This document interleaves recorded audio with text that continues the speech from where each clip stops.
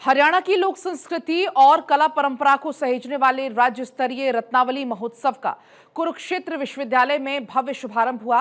मुख्यमंत्री नायब सिंह सैनी ने दीप प्रज्वलित करके कार्यक्रम का उद्घाटन किया। कार्यक्रम में डॉक्टर अरविंद शर्मा के साथ मुख्यमंत्री ने पद्मश्री संतराम देशवाल और अनूप लाठर को भी सम्मानित किया और रत्नावली टाइम्स पत्रिका का विमोचन किया। इस रिपोर्ट में आप देखिए।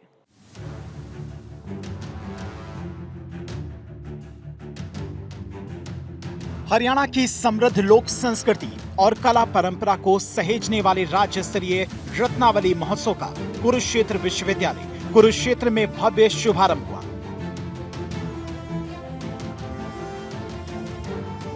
मुख्यमंत्री नायब सिंह सैनी ने बतौर मुख्य अतिथि शिरकत की और दीप प्रज्वलित कर महोत्सव का विधिवत शुभारंभ किया। समारोह में मुख्यमंत्री ने कहा कि रत्नावली महोत्सव हरियाणा की गौरवशाली विरासत, माटी की महक और लोक जीवन की झलक प्रस्तुत करता है। ये विद्यार्थियों को न केवल अपने व्यक्तित्व को निखारने का अवसर देता है, बल्कि अपनी सांस्कृतिक पहचान पर गर्व करने की भावना भी जगाता है। ये महोत्सव युवाओं को हमारी जड़ों से जोड़ने वाला मंच है। साथियों, हमारी इस विरासत में भगवान श्री कृष्ण जी द्वारा दिया गया गीता का कर्मयोग का अमर संदेश वो हमारे पास है। हमारी संस्कृति में सादगी है, स्वाभिमान है, दूध दही का खाना है। हम सब जानते हैं देश के लिए मर मिटने का जज्बा हमारे हरियाणा के पास है। मुख्यमंत्री ने कहा कि आज की युवा पीढ़ी प्रदेश का भविष्य और संस्कृति की संवाहक है। ये प्रसन्नता की बात है कि हमारे युवा अपनी विरासत के प्रति सजग और उत्साहित हैं। उन्होंने कहा, शिक्षा हमें ज्ञान और कौशल देती है, लेकिन संस्कृति हमें संस्कार और पहचान देती है। मुख्यमंत्री ने कहा कि वेशभूषा, नृत्य, लोकगीत, हरियाणवी सॉन्ग, रागनी और यहाँ सजी झोपड़ियाँ, ये सब केवल प्रदर्शनी नहीं, बल्कि हमारे पूर्वजों की अमूल्य धरोहर है। मेरा आप सबसे आग्रह है कि आप शिक्षा के साथ साथ अपनी इस विरासत से भी, इन जड़ों से भी हमें जुड़ करके रहना चाहिए।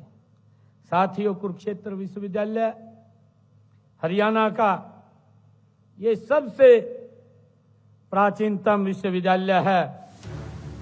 मुख्यमंत्री ने कहा कि हरियाणा ने शिक्षा, खेल, संस्कृति, शोध और औद्योगिक क्षेत्र में उल्लेखनीय प्रगति कर भारत में एक अलग पहचान बनाई है। इस पहचान में कुरुक्षेत्र विश्वविद्यालय का भी महत्वपूर्ण योगदान है। ये विश्वविद्यालय ज्ञान, अनुसंधान, कौशल विकास, खेल, कला और संस्कृति सभी क्षेत्रों में देश के अग्रणी संस्थानों में से एक है। मुख्यमंत्री ने बताया कि हरियाणा रत्न पुरस्कार उन कलाकारों को दिया जाता है जिन्होंने हरियाणवी कला और संस्कृति के संरक्षण में आजीवन योगदान दिया है। इस प्रकार हरियाणवी थिएटर और नृत्य के क्षेत्र में उत्कृष्ट कार्य करने वाले कलाकारों को भी यह सम्मान प्रदान किया जाता है।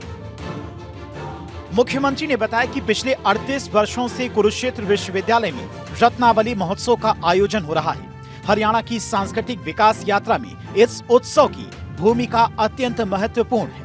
इसे हरियाणवी संस्कृति का महाकुंभ कहा जाता है। इसमें अहीर, बांगर, बागर, खादर, कोरवी और मेवाती जैसी विभिन्न बोलियों की 24 विधाओं में लगभग 3500 युवा कलाकार भाग लेते हैं। मुख्यमंत्री ने सभी प्रतिभागियों को बधाई और शुभकामनाएं दी। इस प्रतियोगिता में जैसा अभी लोर नृत्य हमारे बच्चों ने प्रस्तुत किया है, इसकी प्रस्तुति भी यहाँ दी है।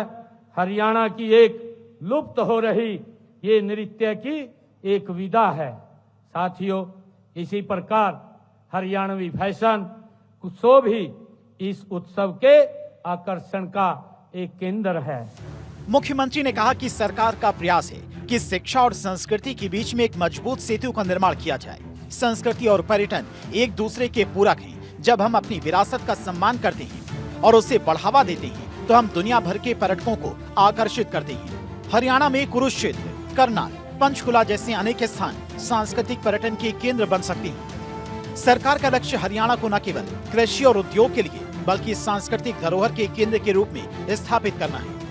साथियों, प्रदेश सरकार अपने लोक कलाकारों के लिए विभिन्न कार्यक्रम और मेलों का भी आयोजन करती है।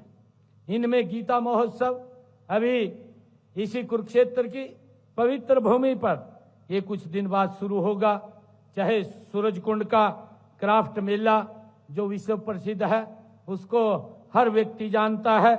ऐसे आयोजनों से लोक कलाकारों को कला को निखारने और दुनिया के सामने अपनी प्रस्तुति देने का ये मौका भी मिलता है, जिससे उनको इस प्रकार के मंच ये मिलते हैं।